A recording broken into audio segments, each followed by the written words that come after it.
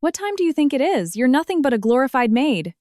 You should have at least made my dinner before checking yourself into the hospital. The voice echoing from the smartphone speaker instantly froze the air in the delivery room. Enduring the excruciating pain of a contraction, I crouched on the bed. But my husband, yelling on the other end of the line, had no way of knowing at that moment that his arrogant words would be the trigger that completely destroyed his own life just a few hours later. We were in the maternity ward of a large hospital in Manhattan. The wide ceiling and the cold, sterile smell of antiseptic stung my nose. Breathe in, breathe out. I gripped the bedsheets tightly, enduring the violent waves of contractions that crashed over me every few minutes. My name is Mia. I am 30 years old. Inside my swollen belly, a new life was just about ready to cry out and enter this world. The clock on the wall had just passed 7:00 p.m. Normally, this would be a time for a husband and wife to encourage each other and share the miracle of a new addition to the family. But my husband, Trent, 35 years old, was nowhere to be seen. Ah, it hurts. A pain so intense it felt like my pelvis was shattering forced a silent scream from my throat. Cold sweat soaked my skin, making it hard to even regulate my breathing. In the midst of this absolute limit, the only thing that crossed my mind was the cold, callous sight of my husband's back as he walked out the door of our luxury condo that morning. Hey, where are my dry-cleaned shirts? Are you still not done ironing my backups? When my water had suddenly broken and I crumpled in pain, Trent had just looked down at me, clicked his tongue, and spat those words. I'm sorry, but the contractions are getting— Oh, stop exaggerating. Women have babies every day. I have a massive pitch today. You think I have time to babysit you over a stomachache? I couldn't say anything back. Married for 3 years, Trent was an elite executive at a top-tier investment firm. As the days passed, his emotionally abusive behavior had only escalated. Who do you think puts food on this table? You just stay home and do the chores. Like a good little maid. That was his favorite thing to say to me. Having become a stay-at-home wife, I was expected to manage every aspect of his personal life perfectly. If there was a speck of dust on the floor, he would scream at me. If a meal wasn't exactly to his liking, he would dump it straight into the trash can right in front of me. Even so, I held on to the faint hope that once the baby was born, he would gain a sense of fatherhood and return to the kind man he used to be. I kept my silence and just endured it all. But reality was far too cruel. On the very day of delivery, while his wife was in agony, he cared more about the wrinkles in his shirt than me. In the end, fighting through the pain, I called an Uber myself and headed to the hospital alone. Ha. The nurse was gently rubbing my lower back, but an unfathomable wave of loneliness and anxiety washed over me. The intervals between contractions were getting shorter. Just as we were about to move to the delivery room, the silence was shattered by a loud, obnoxious ringtone. It was my smartphone on the side table. The screen lit up brightly with the word, husband. Mia, it's your husband. Can you answer? The nurse asked kindly, but I couldn't even reach out my hand through the pain. I can't. I can't even speak right now. Just then, the door to the room burst open with a loud bang, and an older man rushed in. Panting with large beads of sweat on his forehead, it was my father, George. He was 65. He had driven for hours from upstate New York to be by my side. Mia, you're doing great, sweetheart. It's okay. Dad is here. Just as my father rushed to my side and tried to take my hand, the phone rang loudly again. Ring, ring, ring. Looking at the screen, my father frowned deeply. Trent, at a time like this. Unbelievable. Mia, I'll answer it. You just focus on your breathing. Saying that, my father picked up my phone and pressed the answer button. Before he could even bring it to his ear, Trent's eardrum-shattering yell blasted through the speaker.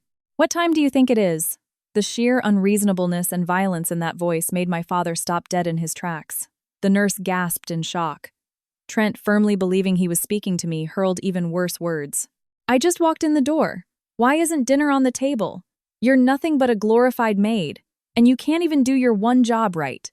Stop faking the pain to slack off and get your ass home and cook.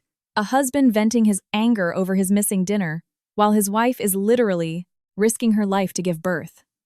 The moment he heard those words, a terrifying aura of pure, icy rage radiated from my father's back. Usually my dad was a mild-mannered man, the kind of gentle father who had cried buckets of tears at my wedding.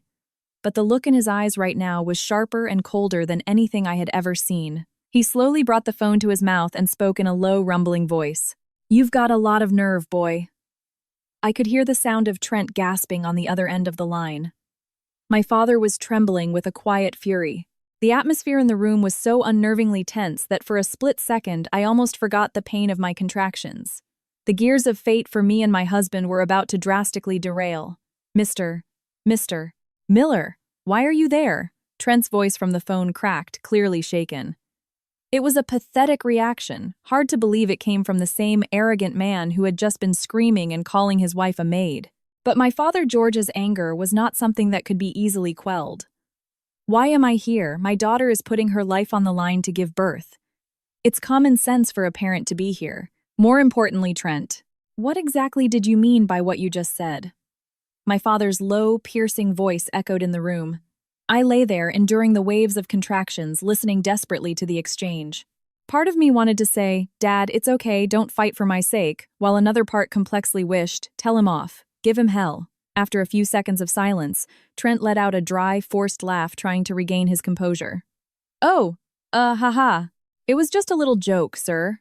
Mia's been getting a bit lazy lately, so I have to be strict with her or she slacks off on the housework. It's just training, discipline. Discipline. The word pierced my chest like a knife. To Trent, I wasn't a beloved wife. I was just a poorly performing subordinate, a tool meant to serve him. When we first got married, Trent was the Wall Street elite that everyone envied. He graduated from an Ivy League school and worked aggressively at a massive consulting firm. At first, he was sweet, smart, and charming. Even my parents were thrilled, saying he was almost too good for me. But it only took a few months after we signed the marriage license for him to show his true colors. It started with small complaints about how I cleaned. Gradually, it turned into character assassination. You have no real-world experience. You need to realize you're being a parasite on my income.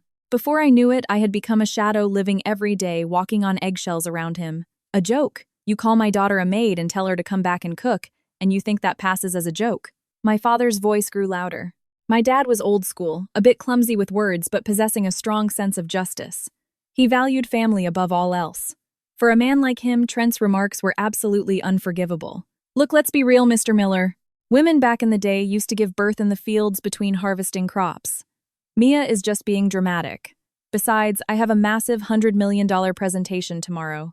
Are you saying I should pull an all-nighter holding her hand and ruin my performance at work? That would be irresponsible.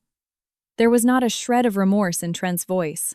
If anything, he was proudly flaunting how valuable his job was, looking down on my father, who he viewed as an uneducated blue-collar worker, as someone too low-level to understand. Trent, are you being serious right now? Dead serious. I'm not from your outdated generation, sir. I'm highly rational. Mia's one job is to support me so I can deliver peak performance. That's her way of paying me back for the expensive lifestyle I provide. At that moment, the shock and sorrow were so overwhelming that a sob escaped my lips. Trent, is that really all I am to you? I managed to croak out. The reply from the speaker was freezing cold. Mia, you listening? Look, just shut up and do your job supporting me. Running to your daddy to tattle on me just proves how low class you are. That's exactly why your father is stuck running a pathetic little construction crew and will never amount to anything. What did you just say? My father's hand was shaking with rage. Trent wasn't just insulting me. He was insulting my father. My dad runs a small local general contracting business upstate. He's a self-made tradesman who worked his way up from the bottom. From the perspective of a slick Manhattan corporate elite like Trent, he might seem like an unrefined, insignificant existence. But to me, he is the proudest, greatest father in the world. Listen, Mr. Miller. I've got a networking dinner with clients to get to. I'll just buy a stakeout. Mia, hurry up and pop the kid out and get your ass discharged by tomorrow morning. My laundry is piling up. Throwing those final words like garbage, Trent hung up. The sterile electronic beep of the disconnected call echoed hollowly in the room. The nurse was too stunned to speak, just continuing to silently rub my back. I'm so sorry, Dad. I couldn't tell you I was being spoken to like this. The tears wouldn't stop falling. The despair tearing my heart apart was worse than the labor pains. The family I had so desperately wanted to build was nothing but a house of cards. My father quietly placed my phone on the table. The expression on his face had completely transformed from his previous explosive anger. He was now as eerily calm as the bottom of a deep ocean. Mia, it's okay. You don't have to endure anything anymore. His words made me feel saved, yet simultaneously gave me a strange, chilling sensation that something terrifying was about to begin. My father slowly pulled a different smartphone out of his jacket pocket. He seems to think I'm just a useless, washed-up tradesman. I think it's time I taught him a lesson. The person my father called was someone connected to a side of him that even I knew nothing about. Yeah, it's me. Move the schedule up on that matter. The target is Trent. The chilling command that left my father's lips. Who exactly was my father? And what was he going to do to Trent? Swallowed by a violent wave of contractions, I was certain of one thing: the countdown to Trent's total destruction had just begun. Yeah, it's me. Move the schedule up. The target is Trent. My father's quiet voice, laced with an unfathomable menace, made me gasp even through the pain. Dad, who are you talking to? I managed to squeeze out my face, contorted in agony. But my father immediately returned to his usual gentle smile. Don't worry about it, sweetheart. Just asked an old buddy to run a background check. He gently stroked my hair.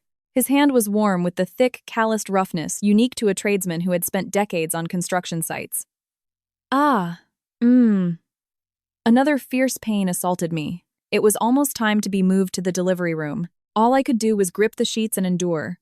I couldn't even form words anymore. I was facing the greatest physical pain of my life all alone. And right at that moment, ring, ring, ring, that merciless ringtone echoed through the room again. The screen displayed husband. He was the one who had hung up on us. My father immediately snatched the phone and pressed the answer button in silence, leaving it on speaker. Mia, where the hell is my silver tie clip? What came through the speaker wasn't a word of concern for his wife's health nor an apology. It was an irritated voice demanding the location of his accessories. I told you it's my lucky clip for tomorrow's pitch. I can't find it because you didn't organize my drawers right. Answer me. Faced with this utterly self-centered screaming, all I could do was close my eyes in despair. Since I couldn't speak, my father answered for me in a low, frigid tone. Trent, are you seriously calling to ask about a tie clip while your wife is risking her life enduring labor pains? Trent clicked his tongue loudly on the other end. What is it, the old man again? Put Mia on the phone. You're useless to me. I told you she can't come to the phone. She's in no condition to speak. So dramatic. It's just a stomach ache. My tie clip is infinitely more important right now. Trent's voice was dripping with obvious mockery. I guess a bottom-feeding paycheck-to-paycheck day laborer like you wouldn't understand, Pops. For elite corporate players like us, our appearance is our lifeblood. We're talking about hundreds of millions of dollars moving tomorrow. Mia's one and only job is to support me flawlessly. The fact that she can't even do that proves she's a completely incompetent woman. Incompetent, you say? Yeah. A glorified maid who's just dead weight. Guess it's a reflection of how poorly you raised her. Oh, well, she was born to parents with no education or class, so I guess it can't be helped. It was the ultimate insult. He was treating not only me but the father who had worked his hands to the bone to raise me like absolute garbage. Tears of absolute frustration streamed down my face. I wanted to yell back. Don't you dare make fun of my father, but due to the intense pain and extreme stress, my throat could only produce a raspy, wheezing sound. I could only cry and remain silent. But my father didn't explode. Unlike earlier, he didn't yell back. He just asked a question with a coldness that felt like treading on thin ice. An elite corporate player, huh? You're right, I'm just a humble guy running a small contracting firm. Glad you finally get it. So put her on, but Trent. What would you do if the very foundation of your elite status was already crumbling beneath your feet? What kind of nonsense are you talking about? Trent snorted, laughing derisively. The pitch you mentioned, putting your career on the line for tomorrow. The Apex Coastal Resort Development Project, wasn't it? The moment those words left my father's mouth, I could feel the atmosphere on the other end of the line freeze solid. I could clearly hear the sound of Trent sharply drawing in his breath over the speaker. How? How do you know the name of that highly classified project? Trent stammered. I never discussed the specifics of my work with Mia. Well, you know how it is. Us bottom-feeding laborers hear all sorts of rumors. Like the rumor that the point man for that project has been putting some seriously disgusting illegal pressure on the subcontractors. Trent's arrogance vanished in an instant. Why would some hick construction dad know the top-secret name of his firm's biggest client project? And worse, why did he know about the dirty extortion tactics Trent was using behind the scenes? Hey, Trent. My father's voice dropped an octave, carrying a heavy, terrifying weight. It wasn't the voice of the gentle father I knew. It sounded like the absolute authority of a man ruling at the very top of a massive empire. I'm looking forward to your pitch tomorrow. Try not to let the rug get pulled out from under you. Wait, Mr. Miller. Who the hell are you? My father mercilessly cut off Trent's panicked voice and ended the call. Barely breathing, I looked up at my father in disbelief. His back looked larger and somehow more terrifying than I had ever seen before. What exactly was moving in the shadows far beyond the knowledge of me or my husband? All right, Mia. Forget about that worthless excuse for a man. Right now, you just focus on the life right in front of you. A sharp light glinted in the depths of my father's eyes. The cold, sterile lights of the delivery room beat down on my face relentlessly. Deep breaths, Mia. In and out, the obstetrician's voice echoed, sounding like it was coming from the end of a long tunnel. The contractions were less than a minute apart now, my body dominated by a tearing agony unlike anything I had ever experienced in my life. It hurts. Dad. Standing beside the delivery bed, my father gripped my sweaty hand with immense strength. His thick, warm hands calloused from years of working with lumber on construction sites, that warmth was the only thing anchoring my fading consciousness to this world. In the midst of this extreme situation, from my bag placed in the corner of the room, that cursed ringtone sounded once again. Ring, ring, ring. Persistent bastard. Harassing a hospital like this. My father frowned in deep disgust, pulling the smartphone from my bag. The screen, of course, read husband. My father pressed the answer button and silently put it on speaker. Instantly, Trent's shrieking, panic-laced voice sliced through the tense air of the delivery room. Hey, what the hell did that mean earlier? Put that old piece of trash on the phone, Mia. On the other side of the line, Trent was in a complete panic. The mask of the charismatic, charming elite he wore for the outside world had completely peeled off. All that was left was an incredibly ugly man who cared only about saving his own skin. Are you listening to me, Mia? Did you show my project files to your white trash dad? I asked if you, a useless housewife, went snooping around in my home office. Blinded by pain, I couldn't possibly formulate a reply. I just shook my head violently side to side. I had never once set foot in his home office. In fact, he strictly forbade me from entering it for anything other than vacuuming. Taking my silence as an admission of guilt, Trent's verbal abuse escalated. You ungrateful bitch.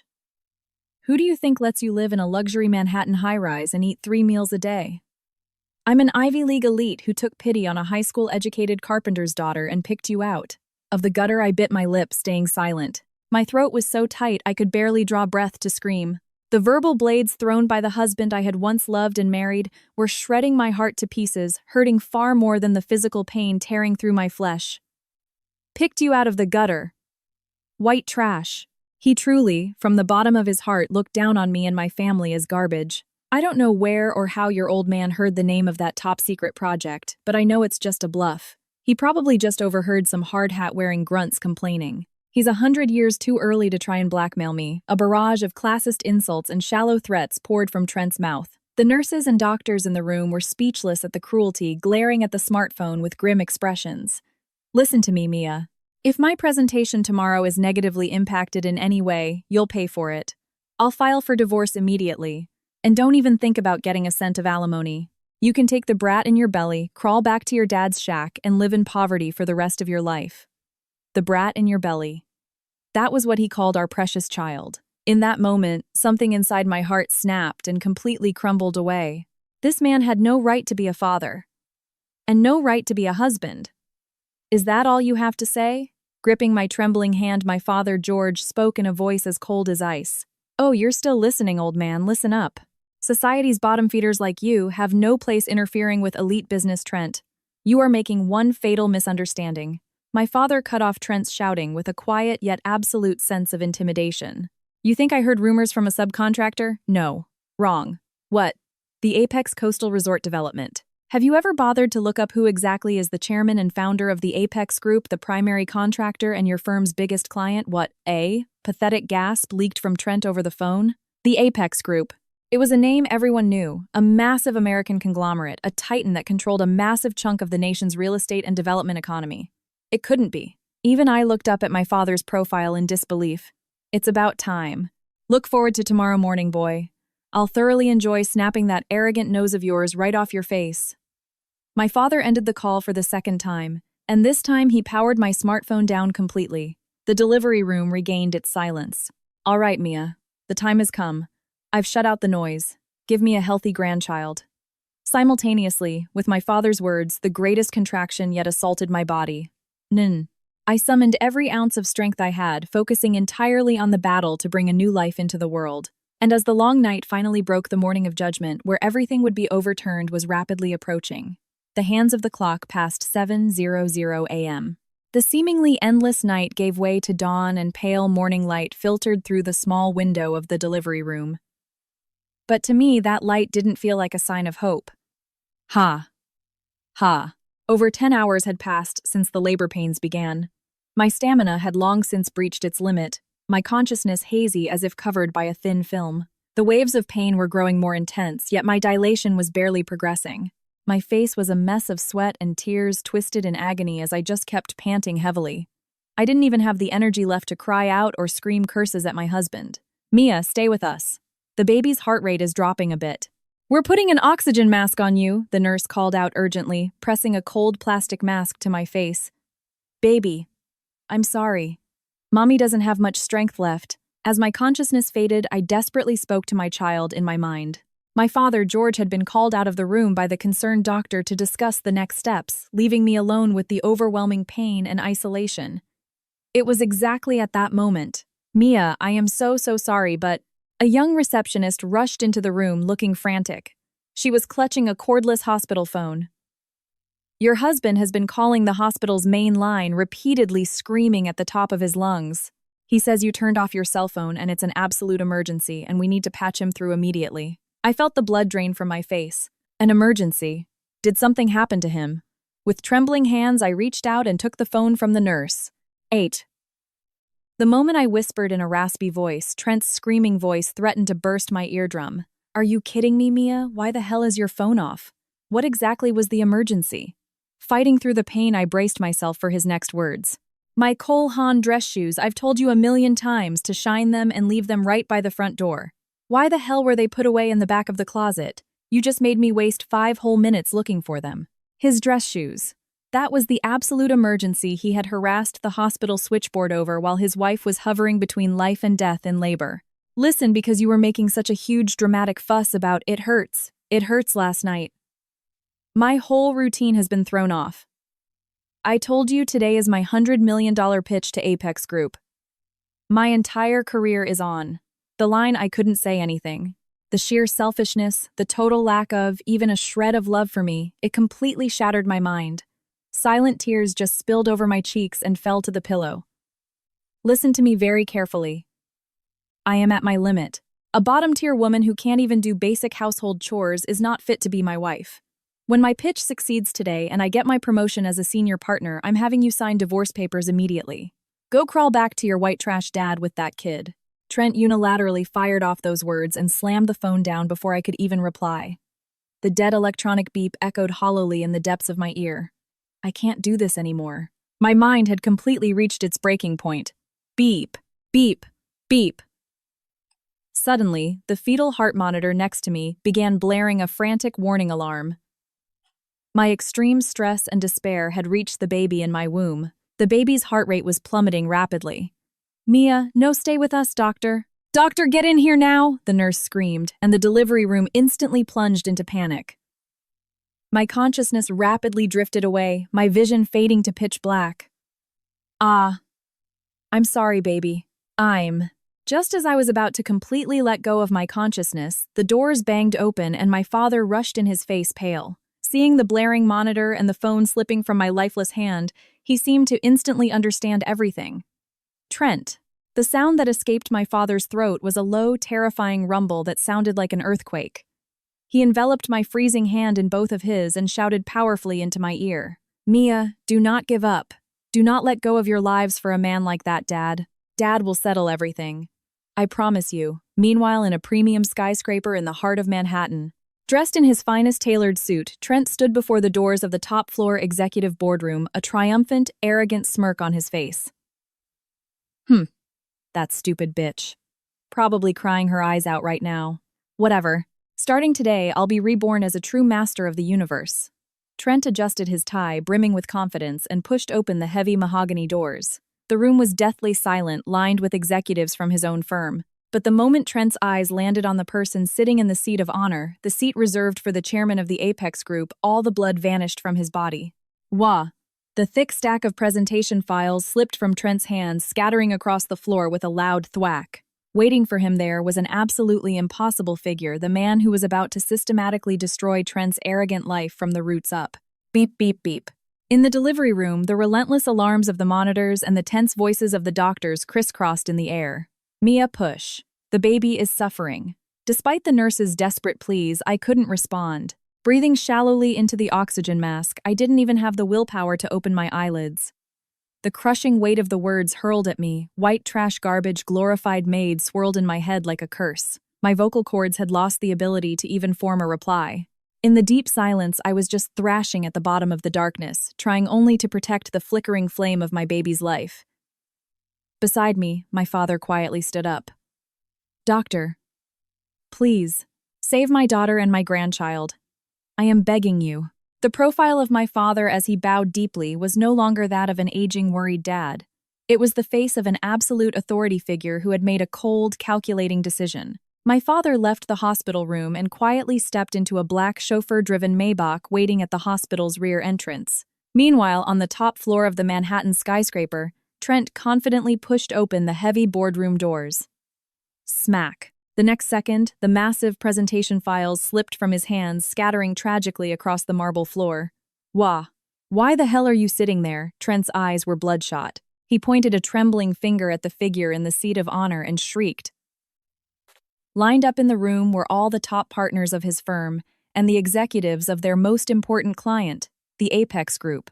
In the dead frozen silence, the man sitting comfortably in the Apex chairman's seat was not wearing his usual flannel and work boots. He was dressed in a bespoke Tom Ford suit, his eyes radiating a piercing glare. It was my father. Security. What the hell are you doing? Throw this white trash boomer out of here, Trent, completely thrown into a panic, screamed like a madman. He's my wife's father. He's just a poor hick contractor from upstate. Did you mistake him for the janitor? Listen to me. I'm an elite partner. I am not letting some bottom-feeding garbage ruin my $100 million pitch. Throw him out, spitting as he yelled, Trent. Threw a tantrum. But the security guards at the door didn't move an inch. The air in the room was unnaturally frigid. Trent's direct boss, the CEO of his firm, stood up, his face pale as a ghost, and roared with a trembling voice. Trent? You absolute bastard. How dare you speak like that? Get on your knees and apologize this instant. What, boss? What are you talking about? Why should I, a Wall Street elite, get on my knees for a blue-collar nobody? Shut your damn mouth. You colossal idiot. Do you have any idea who this man is? The CEO's voice practically vibrated the glass walls of the boardroom.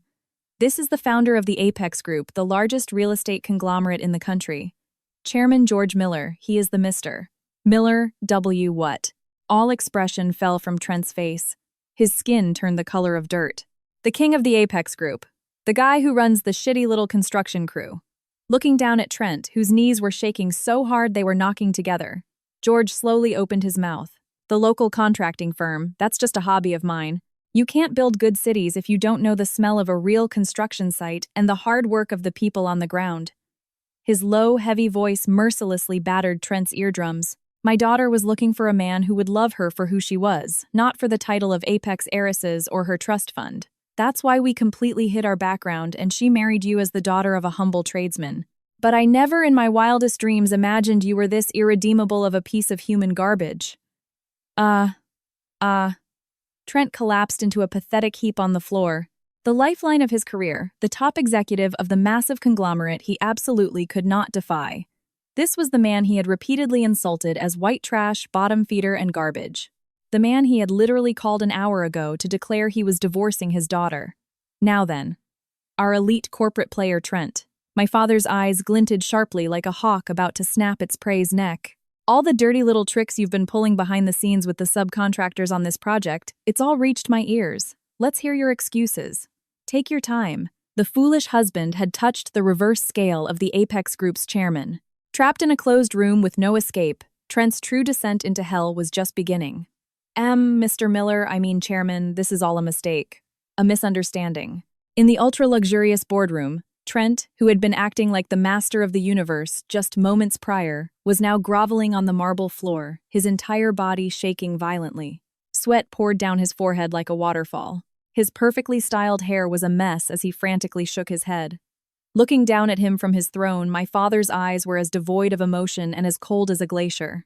A misunderstanding I heard directly from your own mouth as you called Mia a useless maid and referred to me as white trash garbage. Are you trying to tell me I imagined the whole thing? And no, that's not it. I just wanted Mia to be a proper wife for an elite executive. I was just using tough love to educate her. It was out of love, I swear. The ridiculously transparent excuse that tumbled from Trent's mouth made his own CEO and the other partners turn green. The realization that their firm's rising star had been inflicting unimaginable emotional abuse on the beloved daughter of the Apex Group chairman left them looking absolutely doomed. At that same moment in the maternity ward, the heart monitors clicked out an irregular rhythm. I lay on the bed, oxygen mask still attached, drifting at the bottom of my consciousness. Mia, open your eyes. The nurse patted my cheek desperately, calling out to me. But my body felt like lead. I couldn't move a single finger. Even the intense labor pains were fading away. The only thing dominating my mind was the cold, cruel voice of my husband I had heard on the phone just hours ago. A bottom-tier woman who can't even do basic household chores is not fit to be my wife. Those words squeezed my heart like a vice.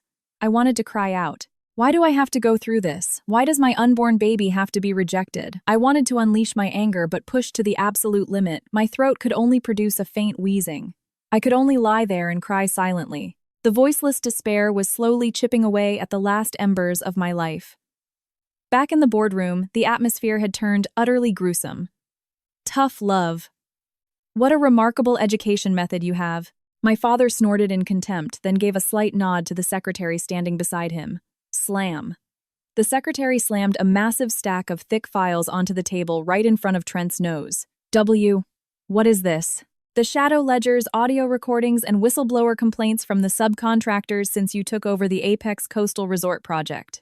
The moment Trent heard that the last drop of color vanished from his face, he opened and closed his mouth like a suffocating fish, his eyes locked onto the files. It seems our elite executive here has been doing some very impressive work. My father's voice dropped, carrying a pressure that shook the entire room. Threatening local construction firms, demanding they wire consulting fees into your personal offshore accounts if they want Apex contracts. And if a project is delayed even slightly, you force them into illegal overtime, telling them, uneducated blue-collar grunts exist only to follow the orders of elites like me. Does that sound familiar? That's a lie. Trent suddenly shrieked like a madman. It was the unseemly panic of a cornered rat. Those guys are incompetent. They're uneducated, bottom-feeding trash. If I didn't micromanage them, they couldn't get a single job done right. It's just like Mia. She's a useless woman who can't even iron a shirt properly, so I had to strictly manage her. Why am I being treated like the bad guy here? Trying to justify himself, Trent spewed more hideous insults, equating his wife with the hard-working tradesman looking down on all of them. Seeing this, Trent's CEO finally snapped. You arrogant son of a bitch, you're still running your mouth. Not only did you drag our firm's name through the mud, you aimed that abuse at the chairman's daughter. Just as the CEO lunged forward to grab Trent by the collar, my father calmly raised a hand to stop him. Looking down coldly at Trent, who was still trembling on the floor, he spoke. Since you insist on calling them incompetent bottom feeders, why don't we hear directly from the people you're talking about? Huh? Trent let out a stupid sound. My father snapped his fingers. The heavy boardroom doors slowly opened. The people who appeared were the absolute last individuals Trent or anyone else in that room expected to see. You guys, why the hell are you here? Trent's face warped in sheer terror. Standing in the doorway, providing a stark contrast to the tailored suits of the executives, were several men in rugged work boots and high-vis construction vests. They were the very tradesmen from the local subcontracting firm that Trent had looked down upon and forced into brutal labor conditions. Standing at the front was Stan, a burly, sun-baked man with deep wrinkles etched into his face. Stan scanned the room and let out a booming laugh. Well, Mr. Elite. Never thought I'd see you in a fancy room like this. Hearing that voice, the hideous arrogance returned to Trent's face. Bypassing fear, his anger at having his territory invaded by elements he deemed inferior, exploded. Are you kidding me? Why the hell are construction grunts on the top floor of Apex Holdings? Where is security? This is a sacred sanctuary for the chosen elite. It's not a place for filthy hardhats. Trent scrambled to his feet, spitting as he screamed. You high school dropout trash should just be happy drinking muddy water and doing exactly what I tell you. Boss, it's them. These are the guys spinning a web of lies to frame me. Trent clung to his CEO. But the CEO looked at him like he was a diseased rat, and violently shoved him away. At that exact moment, in the quiet maternity ward, beep, beep, beep. The irregular sounds of the heart monitor echoed. My consciousness was sinking to the bottom of the ocean. I'm at my limit. It hurts. I can't breathe. Mia, keep fighting. The baby is in distress. Push. The nurse screamed desperately, but no sound came from my throat. The words my husband had thrown at me, a bottom-tier woman who can't do basic chores worse than a maid, dead weight bound my heart and body like iron chains. Utterly stripped of my dignity, I had fallen silent in deep despair. I didn't have the energy to fight back or even to curse my fate. But in my fading consciousness, the last words my father had said before leaving the hospital flickered like a tiny light in the dark. Dad will settle everything. I promise you. Dad. Unconsciously, my hand weakly squeezed the bedsheet. In that voiceless silence, I was fighting desperately to ignite the last flame of my life to protect my child. Meanwhile, back in the boardroom, a web of lies, huh? Still running that mouth of yours. Stan the foreman sighed in exasperation and casually tossed a small digital voice recorder onto the mahogany table. With a click, the play button was pressed. Instantly, Trent's arrogant voice echoed through the silent boardroom. Listen to me, you blue-collar monkeys. If you want Apex's contracts, you wire $2,000 into my personal account every month. If you refuse, I can crush your pathetic little company in a second. Useless grunts like you should be grateful just to act as slaves for us elites. Definitive proof of extortion and embezzlement.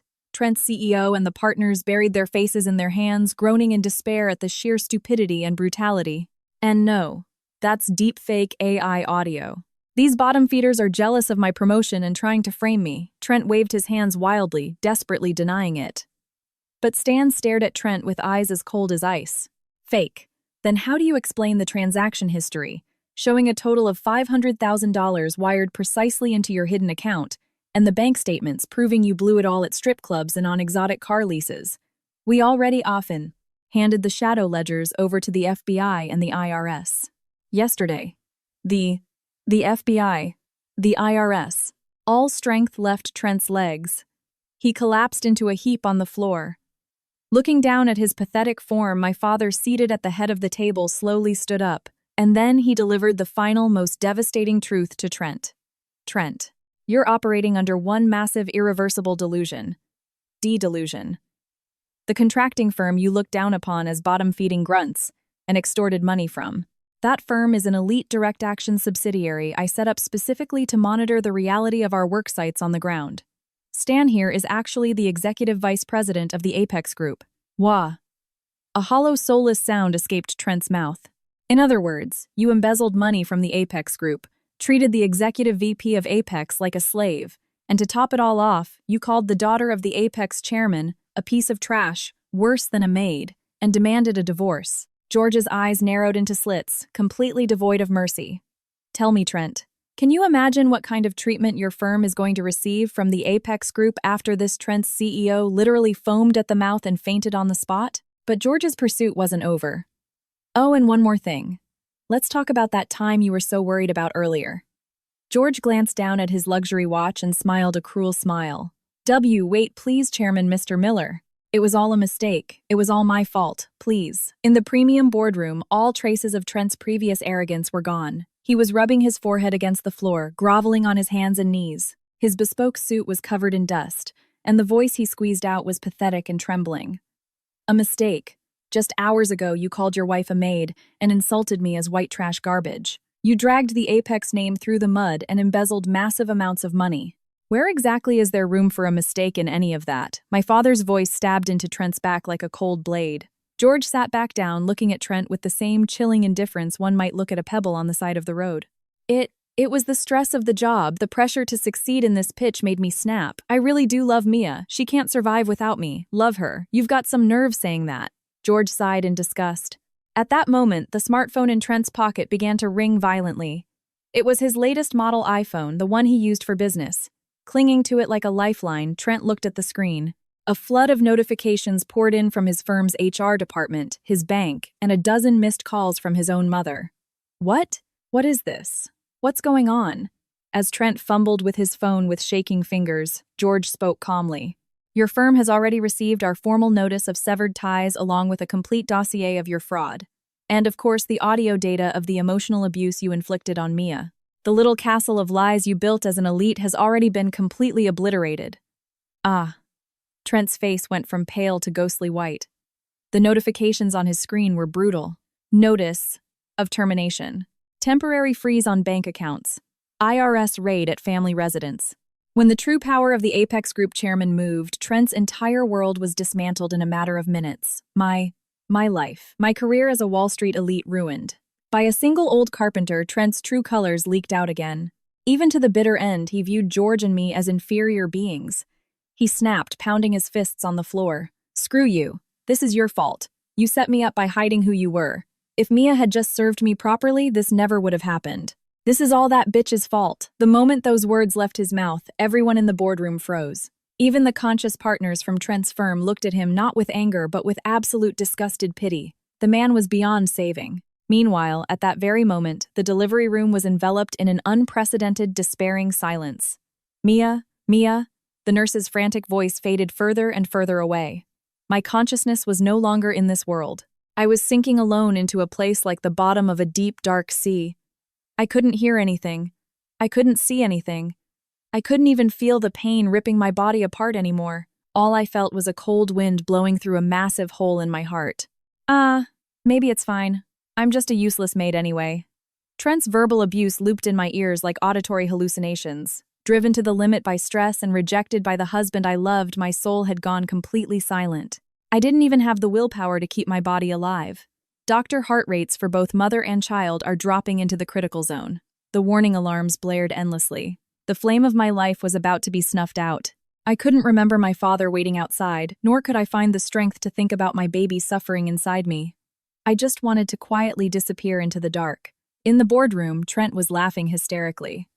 Ahaha! That's right, Mia. Let me call Mia. She does whatever I tell her to.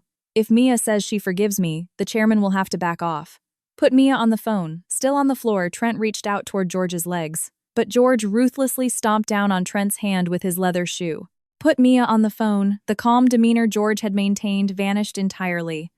What replaced it was the murderous aura of a father whose beloved daughter had been pushed to the brink of death.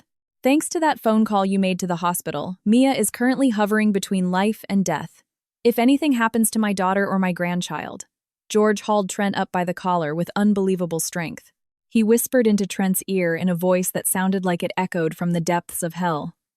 Burn this into your brain. The destruction of your life up to this point is just the appetizer.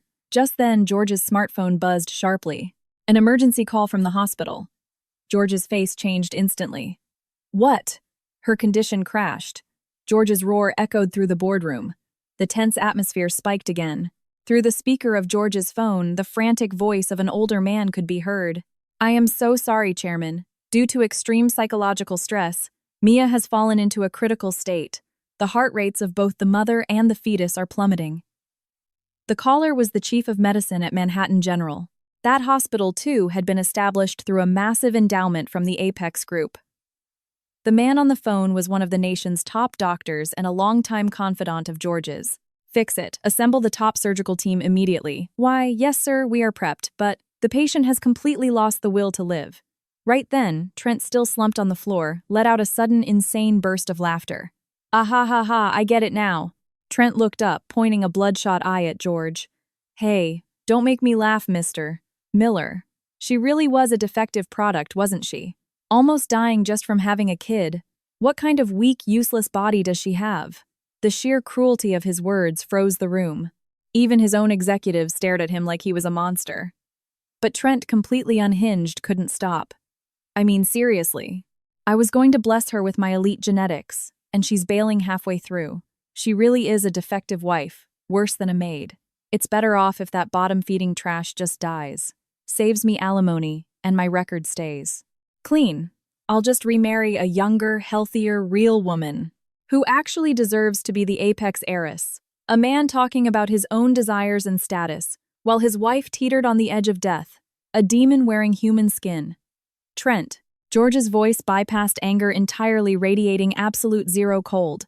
He slowly walked over, grabbed Trent by the collar, and effortlessly hoisted him into the air. Did you forget the vow you made to me that day, V-vow? Mia was born frail. After my wife died young, I raised Mia as a single father, vowing to protect her even if it cost me my life. The flames of relentless fury burned in George's eyes. When you came to ask for her hand 3 years ago, I told you everything. I told you she was frail. I asked if you were prepared to protect her no matter what. You got down on your knees in the pouring rain and cried, begging me, saying, "I will trade my life to love and protect Mia forever." Trent's face cramped. He knew. He had known she was physically delicate, that childbirth would be much harder on her than on an average person. His tearful, desperate plea back then was nothing but a calculated, filthy performance to secure a docile, obedient wife to boost his image as an elite family man. You knew she was weak, and yet you worked her like a slave while she was pregnant, and while she was in labor, you called her garbage. You are the one murdering. Mia George's roar was like thunder. Trent, terrified, but still stubbornly refusing to accept blame, shrieked, "Circumstances change. A promise is void if things change. She's the one dying of shock. It's not my fault." At that moment, the chief of medicine's desperate scream blasted from George's phone. Chairman Nomia's consciousness has completely faded. In the delivery room, a terrifying silence reigned. While doctors and nurses rushed around frantically, I lay on the bed like a puppet with its strings cut, my eyes weakly closed. There was no pain, no sorrow. Even the cruel voice of my husband that had been echoing in my head had faded away. "Dad, I'm sorry. My mind sank completely into the dark. No matter how many times the doctor called my name, not a single breath escaped my lips. My total silence deepened the despair in the room. Charge the paddles. Vitals are dropping. The monitors began to flatline. The flame of my life was flickering, ready to burn out. And then, BUH! A merciless, sterile electronic tone flatlined. Silence. It was the sound signaling that my heart had completely stopped beating. Mia. Hearing that sound over the phone, George dropped his smartphone in shock. Clatter. The despairing alarm continued to ring from the phone on the floor. Seeing this, an ugly smile of pure joy spread across Trent's face. "Ah ha ha, she's dead. The useless bitch actually died. I'm free." The sound of his beloved daughter's death, accompanied by the vile laughter of this despicable man. But just a few minutes later, this man would see true hell. The greatest, most unimaginable reversal, backed by the full might of the Apex Group, was about to begin. "Ah ha ha ha, this is rich, to think she'd actually die." While the flatline BEEP continued to ring, Trent's manic laughter echoed eerily in the boardroom. "Hey boss, did you see? Just like I said, she was the ultimate defective product. Couldn't clean, couldn't even pop out a kid. Ah, now I can go back to being a bachelor without any baggage. This is the best." Trent's face was flushed with joy as he slammed his hands against the marble floor, cackling wildly. His wife and child might have just died, but the only thing in this man's head was his own self-preservation and pathetic pride. "Oh, Mr. Miller, or should I say, Mr. Chairman, it's a shame your daughter was defective. But hey, this means we can settle this without any messy divorce paperwork or splitting assets. We both got lucky. I'll go find a real healthy woman who's actually fit for an elite like me." The sheer breathtaking cruelty of his words made his own executives physically nauseous. They covered their mouths and looked away. In the center of the room, George stood perfectly still, staring at the dropped phone. His shoulders were shaking slightly. "Oh, are you crying, old man? I get you're sad your kid died, but it's karma. It's divine punishment for trying to deceive a Wall Street elite." Trent pointed triumphantly at George.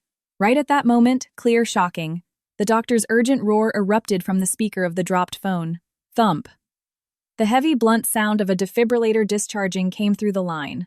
They were desperately attempting to restart a stopped heart. But the monitor continued its despairing flatline. "Dad. Dad." At the bottom of the deep darkness, my consciousness was completely detached from the world. No light, no sound. Perfect silence was wrapping gently around my soul. No one would call me trash anymore. I wouldn't have to endure pain anymore. How easy it would be to just sleep like this forever. But as I was sinking into the abyss, I felt someone grip my hand, tightly. "Mia, come back, the chairman. Your father is waiting for you," the chief of medicine's soul-shattering scream. Trent, who had been at the peak of his euphoria, saw his smile twitch and freeze. The flat electronic tones suddenly began to hammer out a powerful rhythmic beat. Beep, beep, beep. Heartbeat returning, pulses back, the mother has stabilized, and the very next second, shattering the heavy air of the boardroom completely, an incredibly loud, powerful cry of life burst from the speaker. Wah, wah. It was undeniably the cry of a newborn baby. The absolute tenacity of Manhattan General's top medical team, combined with George's prayers, had dragged Mia's life and a brand new life back from the abyss. Why? Why is she alive? Trent clutched his head with both hands glaring at the smartphone in disbelief. The perfect, convenient scenario he had mapped out in his head crumbled to dust. Impossible. That defective product came back to life. It's a lie. It has to be a lie. Panicking, Trent scrambled backward. Just then, George, who had been looking down slowly, raised his head. There was not a hint of sorrow left on his face. Knowing his daughter and grandchild were safe, the final restraint on his absolute, unadulterated fury was lifted. He wore the face of an executioner. Too bad, Trent George's voice vibrated through the room like an earthquake. Mia lived, and she safely delivered my grandchild. Which means you've avoided becoming a murderer who killed his own wife. You should be eternally grateful. Hit by the terrifying bloodlust radiating from George, Trent's legs gave out completely. Now your selfish little fantasy is over. It's time for you to taste real waking hell. George snapped his fingers. The heavy boardroom doors were violently thrown open from the outside. Standing there was a person Trent never expected to see. Her hair a mess, her face completely soaked in tears and snot. It was an older woman. Trent's own mother. Mom. What are you doing in New York? Trent screamed, his eyes bugging out. Standing behind his mother were several stern-faced FBI agents. Because of you. Because of you. The house, the land, everything was seized.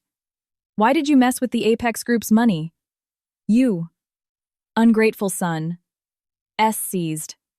The feds raided the house. Your father collapsed from the shock and was taken away. In an ambulance.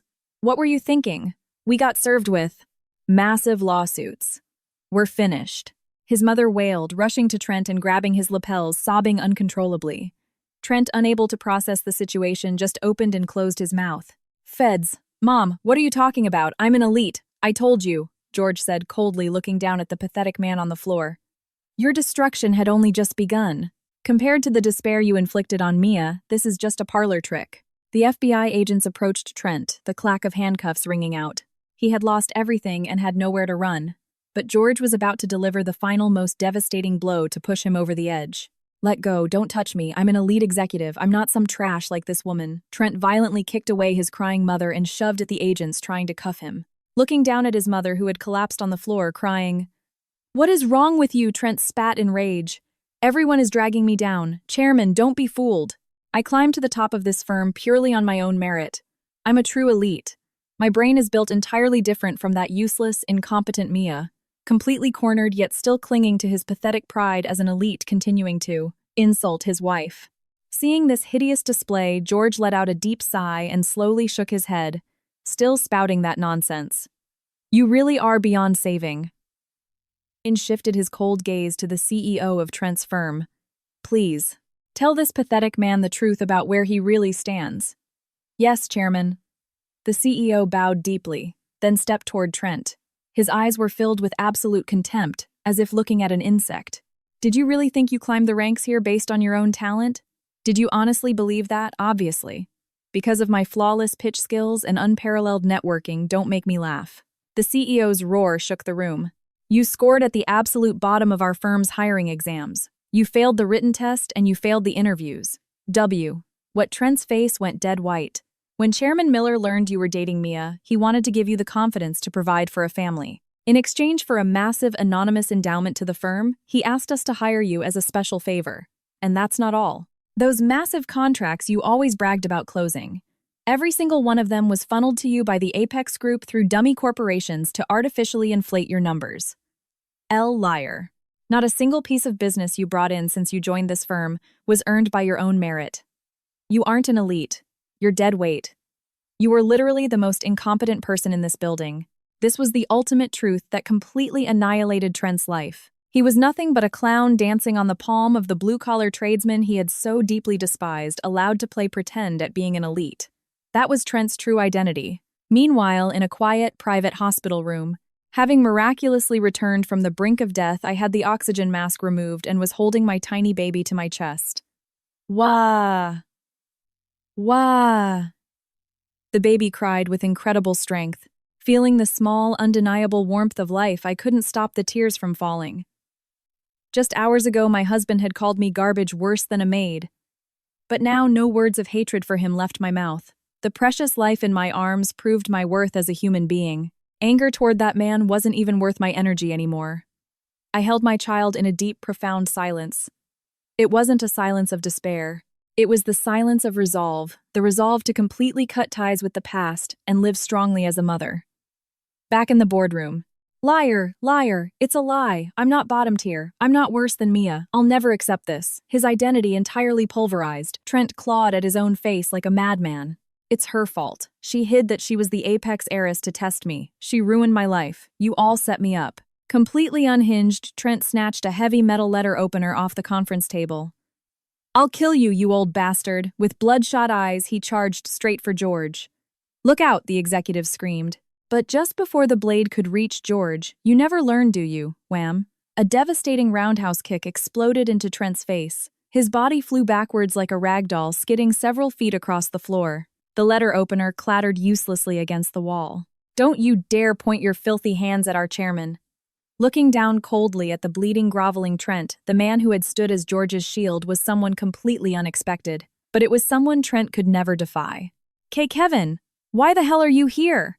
The young man who had executed the flawless kick to protect George was Kevin, the 22-year-old useless temp worker from Trent's department.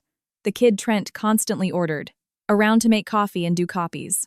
Panicking, spitting blood from his split lip, Trent shrieked, Are you kidding me? You're a high school-educated temp who can't even use Excel. Did you suck up to the chairman too? You think you can lay hands on an elite like me and get away with it? Trent's insults only grew more. Hysterical. Bottom-feeding trash like you should be licking my shoes. A loser who belongs with my useless wife has no right to defy me. Hearing this, Kevin sighed in exasperation and took off his cheap, thick-rimmed glasses. He brushed his hair back and the timid, clumsy demeanor vanished entirely. He transformed into the sharp, polished image of a true top-tier professional. You really are a shallow man, Trent. Or should I say, suspect Trent. Kevin's fluent, icy tone made Trent's eyes bulge. A high school-educated temp. That was just a cover to keep you off guard.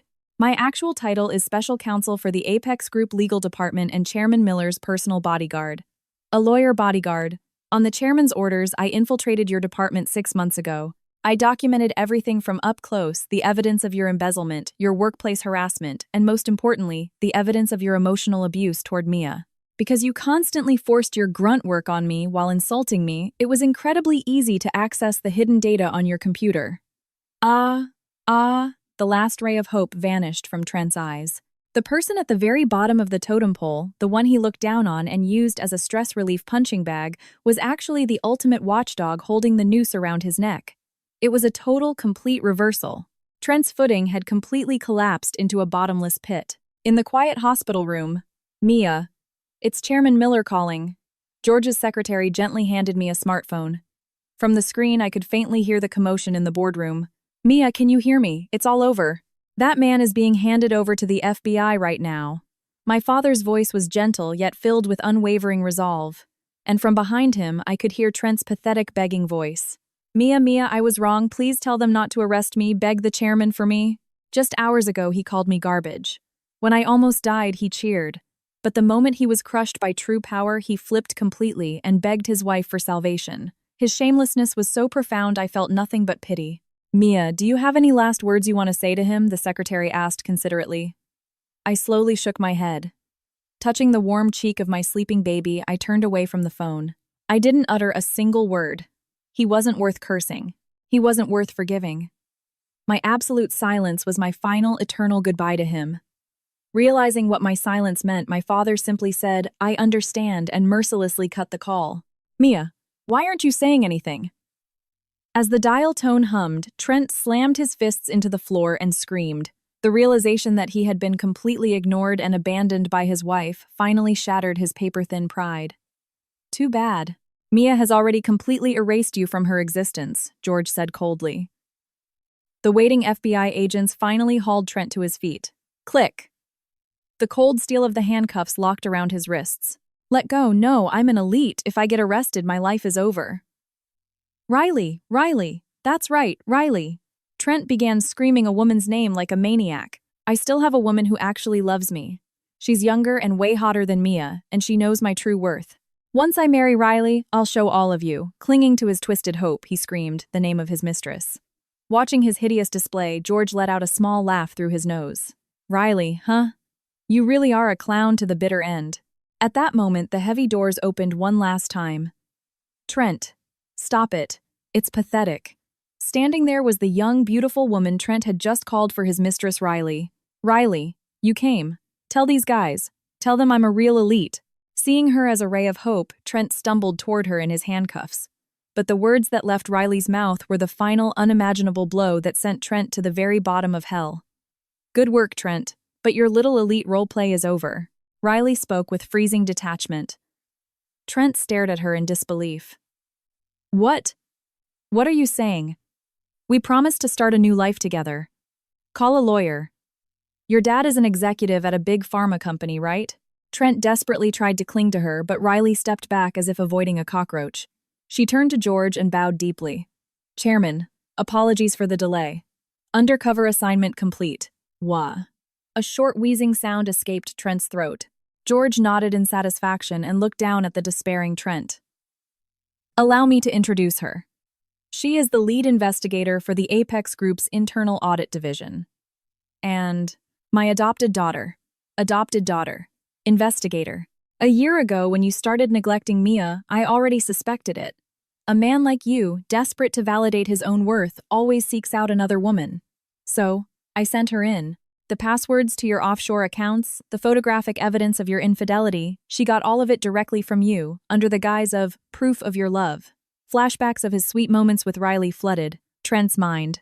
I want to hear more about your work, Trent. Since you're such an elite, you must have secret accounts, right? So cool. Every time she praised him, his ego inflated and he willingly leaked highly confidential information. Trent slammed his head against the floor, screaming at his own unfathomable stupidity. The woman he thought loved him was nothing but an assassin orchestrating his downfall. Too bad, Trent George said, delivering the final rites to Trent's hollow life. Everyone around you, including the people you look down on as bottom feeders, were true professionals moving on my orders. You never had a single thing you earned with your own power. Take him away.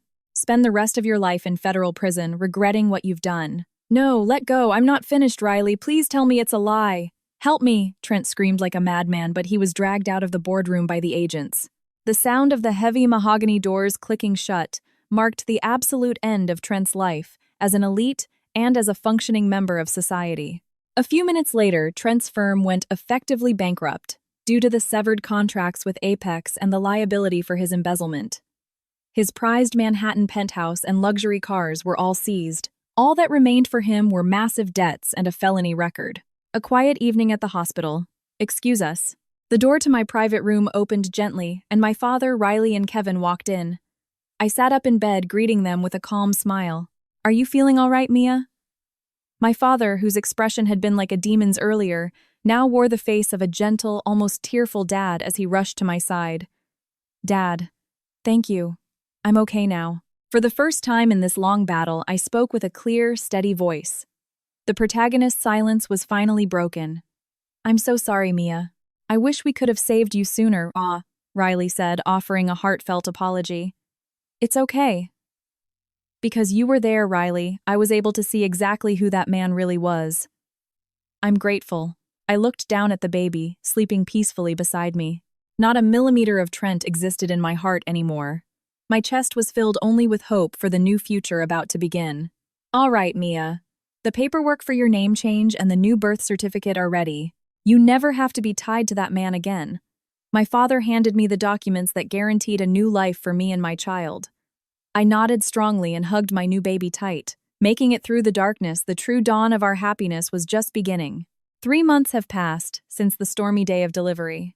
Outside the window, a clear blue sky stretched out and a soft, early summer breeze rustled the leaves of the trees.